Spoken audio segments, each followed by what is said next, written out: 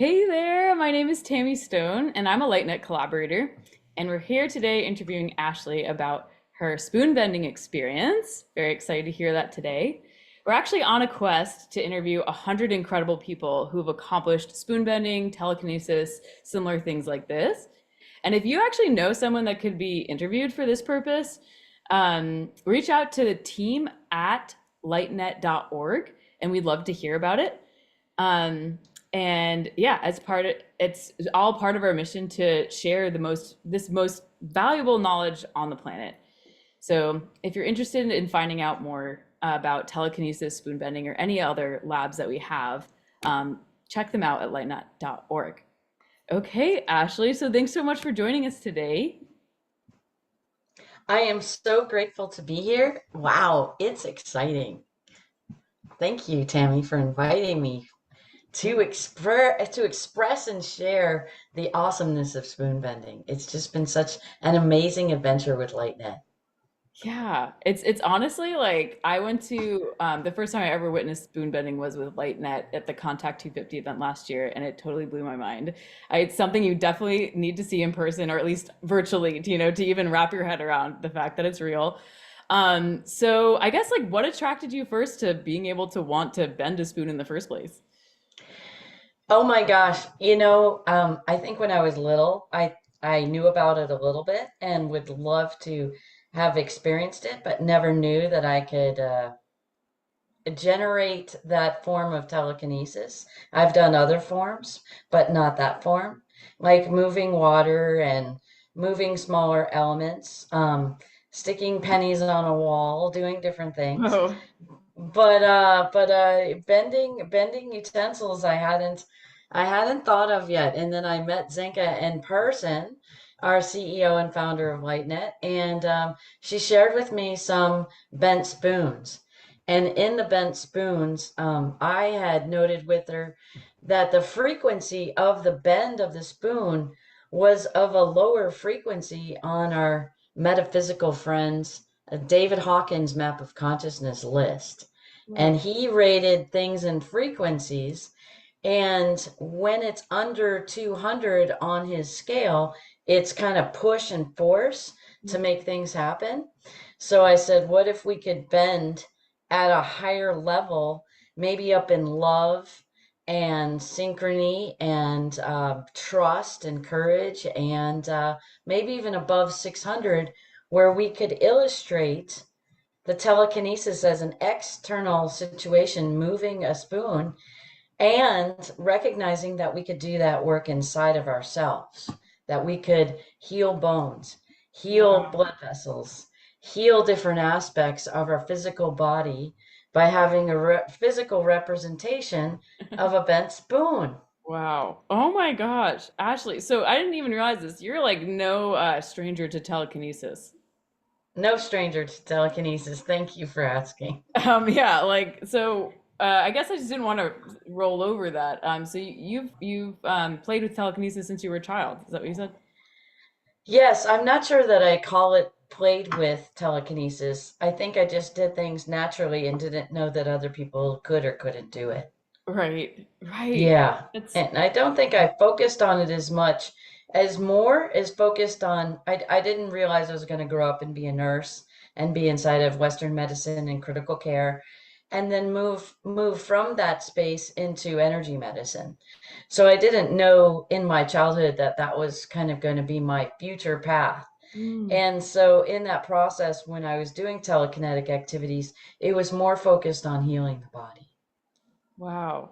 Wow. That's so cool. That's incredible. I love that application. I never even thought about, spoon bending and all that. It's very concrete and, but like, yeah, healing the Well, body. see, what's interesting is that this is concrete and physical because it's external of our body or Yeah. of our sensations. And but we don't realize that our body is physical too. And so what we can do on the inner of our body can be demonstrated on the outer. Yeah. That is And that's so cool. and yeah, so when we recognize we can do this and bend spoons and do different, this is a silver spoon, bend the buckle, and then it wanted to bend some more in some other ways. So it could sit there on the desk and look like this. It's kind of funny. But this is like, so what does it mean to be able to move molecules and to restructure molecules? And we have the capacity to do that. And so a spoon bending class or spoon bending course at LightNet is such an amazing process because Zinka helps us and others who have facilitated this spoon bending class helps us recognize that we can move out of what we believe is true and what we value as true by this external version of it. And what we can do is turn it into an internal version of that by moving molecules, swelling, tissue damage, bruising, broken bones. We can learn how to start to mend them together.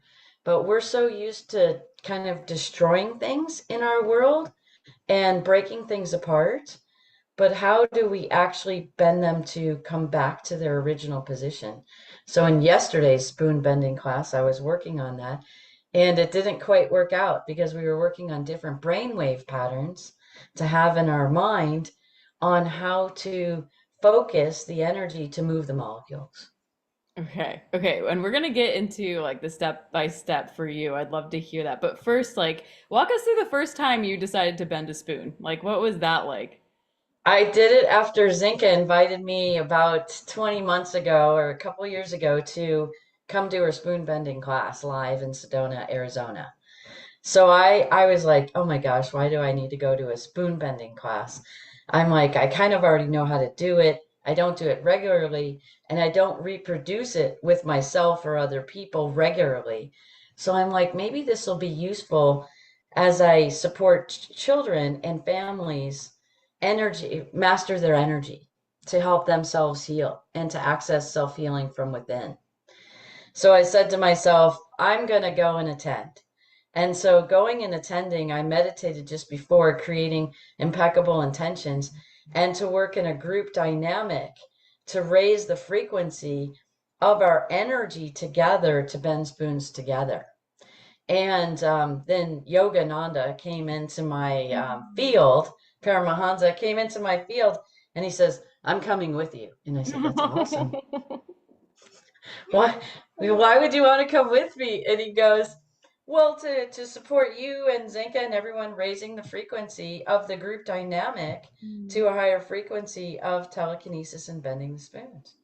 And I said, thank you so much for joining me and joining us in this process. Another form of contact, right, Mhm. is talking and speaking and sharing with our etheric friends that have lived once in a lifetime of being human, and maybe more. And it was interesting when I went out the door to go to the spoon bending class live. I asked Yogananda and I said, have you spoon bent when you were alive in your human form? And he said, no. And I said, that's awesome. Thank you for coming because you're so funny, you're so humorous, and you work so well with energetic relating. So it was his Mhm. company that came along with us energetically to support us connecting interconnectedly with each other and That's so raising the beautiful. vibration of the spoon bending so that everyone could start to realize, "Oh, if I can bend a spoon, then I can fix my broken arm." Right. Oh my Yeah. God, Paramahansa Yogananda, that is so beautiful. His energy is just so like loving. I can imagine it just really helped raise the vibration of the space and So loving and so connect friendly everyone and so together. funny, right? And that's part of the process is us having fun, Yeah. bridging spirituality and science here together. Okay, so when you actually bent the spoon for your like in that group, tell me about what that was like. Or yeah, what was that moment like? Oh my gosh, that moment was so amazing because I don't think I have that spoon with me. But what I did was it bent and then it curly cued right at the junction between the stem and the spoon itself. And it curly cued and other people did it too simultaneously. So it was really neat to see that. And then the average of early spoon bending standing on the shoulders of giants, Uri Geller and other gentlemen who really brought telekinesis and spoon bending to the public. is he talked about a peak emotional experience and using bend, bend, bend, and really getting excited about it. But a lot of times people get excited to move energy forcefully and pushing wise. And so a lot of times we use kind of negative emotions to push the energy field forward. And I experienced it with all of us in that first spoon bending class, is we all bent above 300 on that David Hawkins map of consciousness, which brought us all into a level of trust, openness, and willingness. So Mm, it really started to raise the vibration. mm, And so we muscle tested on which everybody bent in that, and the average bent was around 325 on his scale. So I said, Zinka, we can keep raising the vibration and move above 600, because David Hawkins did a lot of work to share that when we all collaboratively go above 600, we create a realm or a space of spontaneous healing. cool. That's so cool. Yeah. I did not know the David Hawkins scale, like the details of that. Yeah, thanks for sharing all this beautiful knowledge. That's so cool.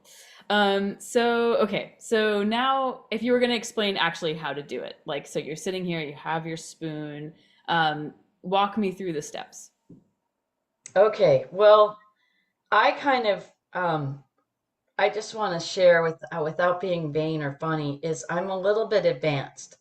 So I'm gonna share the advanced view, and then I'm gonna back it up a little bit to the beginner's view. Okay, because I sense a lot of times, and in a lot of the classes we've been together, probably, I don't know, 14 or 16 classes, um, a lot of people have never thought about spoon bending. Maybe they have past histories of spoon bending, that's a dog and pony show, that's a circus show. It's not practical, and it's not for reality. And that's why I was so blessed to have Zinka share it with me and then help understand all these aspects, because these blessings of not just a show and to show our ability with our mind or with our spiritual and giftedness, is it actually does have a practical application. Maybe not to this spoon, but maybe we could eat with it this way. But it's really the practical application of what we can do external, we can do internal. Mhm. And that's the gift or the opportunity that I wanted to bring forward. So in the realm of learning to master my energy, physical, mental, emotional, and spiritual all together, to unify my field, what I recognized is learning to become in oneness. So Zinka shares on a simple way is we can use a divination process. So I can use muscle testing. We can use it's called muscle response testing, to access information that helps us bridge the relationship, like us to the spoon, for Mm, example. mm, So she helps us use something like a pendulum, right? mm, So I have a little pendulum here, and we teach everyone or share with everyone how to get a yes, and then how to get a no.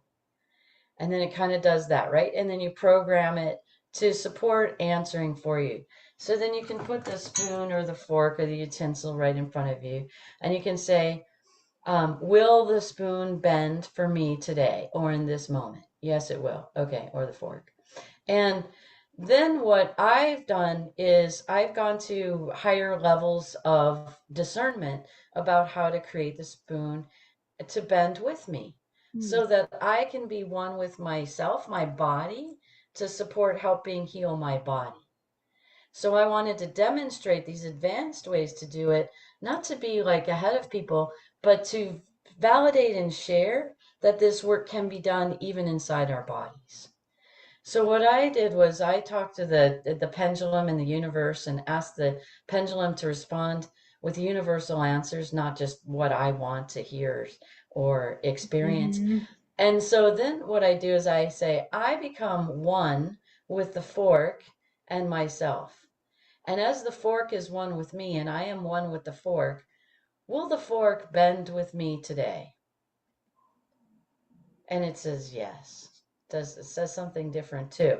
Because what I wanted to do was yesterday's spoon bending class is I utilized what brain wave could I utilize that would best augment the fork to bend in this unique way that looks like a wave, and then it's really bent sideways, and it was like lambda brainwave patterns.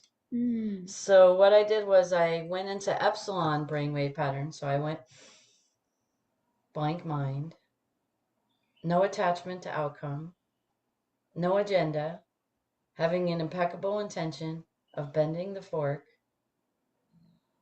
and then dropping in and letting gamma brain waves come in, universal wisdom and knowledge, and then shifting it in the baby brain inside my skull to a lambda brainwave pattern, which is a coherent, high frequency brainwave pattern to support the bending of the spoon.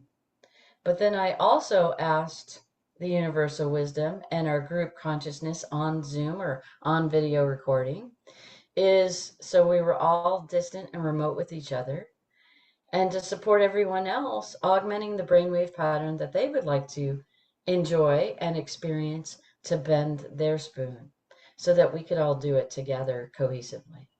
Mm. So that's the process. And then I drop in, we drop in, and we drop in together. I haven't worked on this doing this alone because I'm so fascinated on working with it in a group coherence. Mm-hmm. But now, even after this interview, I'm really excited to practice on it all alone as well. Mm-hmm. To create attraction and gravitation in my own singular field as well, and to augment that process. And so to drop in, to be really present, to be really silent with the fork, even though it's already bent. And I can rebend it. And part of the rebending is to almost go back and ask it to really resume its original position. Mm-hmm. And one of the first levels that I've been working on, I've been a person who really loves to support the whole, and we all come and rise together with our abilities rather than one just show one ability more than the other kind of thing or have a competition. And what I recognized is that you can come forward, step into the moment, get really clear with your mind, become one with the utensil, one with the molecules. And then in kindergarten bend, as Zinka calls it, we start to feel the warm forming around the utensil and then move with it, right? And so to like kind of work on this bend, bringing this fork back to its original position, right? And it's going to take a little bit. But anyway, what that does is that's warm bending or kindergarten level. So we actually move when we feel it warm up, we start to move. It Mm. starts to peel away the belief systems in our being that says, no, you can't bend the fork because it is actually just, if you go try to force it yourself without being centered and in the moment, it won't really bend. It's pretty amazing. Mm-hmm. And so then being in the moment and then going to the next level, which they call it high school bending.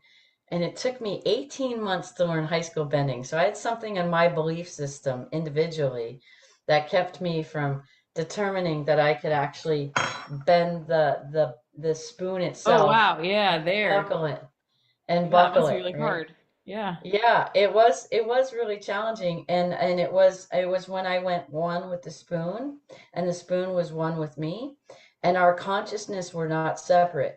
Even though Mm. the spoon doesn't breathe or have a brain, it does carry and emit consciousness and transmit consciousness. So I treated it as equal to me, Mm. and then that's when it bent. Okay. That's so and cool. and then there's no touch bending, which I haven't been able to really do, and I have a feeling that's kind of my maybe spiritual constitution is awaiting for everyone else to do it. So what Mm. I do is when I start to bend, I support the whole human collective consciousness around the planet to Mm. recognize that they can access healing from within, and with love, they can bend and forge and manifest and create in our physical world rather than push and force and manipulate and insist and expect and move to these softer, more subtle energy forms of manifestation. It's such a that is such a beautiful metaphor for the spoon bending. I didn't even think about it like that way. Like when you're in life and you feel like you're in the flow and things are coming easily to you, there is no push pull. It's just you're kind of you just feel in it. You're just doing it. You're just being, and that's such a good metaphor. Then there, you reflect on times of your life where you feel like there was a lot of push pull, right? And yeah, so same thing with the spoon. It's like when you're in the flow and everything's connected, it's just bending. That's so It's wild. just bending. It Yeah. is. It is. Okay. All right. So with the last like 5 minutes or so here, do you have any advice for anyone, like a beginner spoon bender, somebody who maybe hasn't even bent a spoon before? Yeah, any advice for them? Gosh, I would say pick something that you know could be fairly easy. Like, I didn't realize there's so many different types of utensils. So Okay. most of the utensils we get in our homes are pretty heavy duty because we want them to last a few, maybe years and decades. And so restaurants supply places where they have more picnic forks or utensils that are very inexpensive. So they're made of thin metal. I think feels easier to the ego or the brain Hmm. to start to be able to learn how to bend. So, not starting with your opus first and starting with the practiced range. And then really, really be conscientious and aware in the moment, being present with what are your unconscious thoughts and feelings, Hmm. because there could be religious involvement, like, no, it's not, that's not appropriate. I've even heard some people say that it's evil to bend a spoon, Hmm. and I'm like, well, is it evil to forge a spoon to make it so that you have a utensil in your house? So we have a lot of these indoctrinations or these value systems or belief systems that are really kind of hidden inside of us that we didn't know we could access. And I sense for the beginner, that is some of the greatest learning, Hmm. is knowing where some of your limits are or your ideas that keep you stuck from moving through it. Because I sense maybe some of us are, we call it TK or telekinesis. Maybe some of us are more apt or prone to recognizing what it is, or we have it built into our temperament, our personality, or I even call it our spiritual constitution. But Hmm. in that realm, when we access our inspirited gifts, I sense being innocent, open, childlike, having fun, Hmm. and relating to the spoon or the fork or the utensil in a way that's complementary and supportive, rather than I'm going to take over you and I'm going to bend you. Right. Yeah. Because I sense that you can still probably do it and we can do telekinesis really well. But then we don't realize when we learn it forcefully and with lower energies or lower vibration emotions like hate or discontent or desire or craving, kind of like we're at the casino.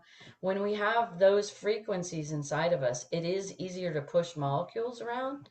But what happens is we don't realize when we start getting versed at this, then we can start not spoon bending in the moment, but I could get angry or have desire or craving about a person, get mad at them, and send them a psychic attack. Mm-hmm. And then we don't realize that we're actually causing damage to other people when we're trying to manipulate and force our world. Yeah. So I sense that those are some of the most valuable points when we're beginning to work with spoon bending. Yeah. Oh, wow. Thanks so much, Ashley. You're like a wealth of knowledge on this topic. So just like thanks so much for your time and for sharing your experience with us. Really appreciate you. My pleasure. Thank you.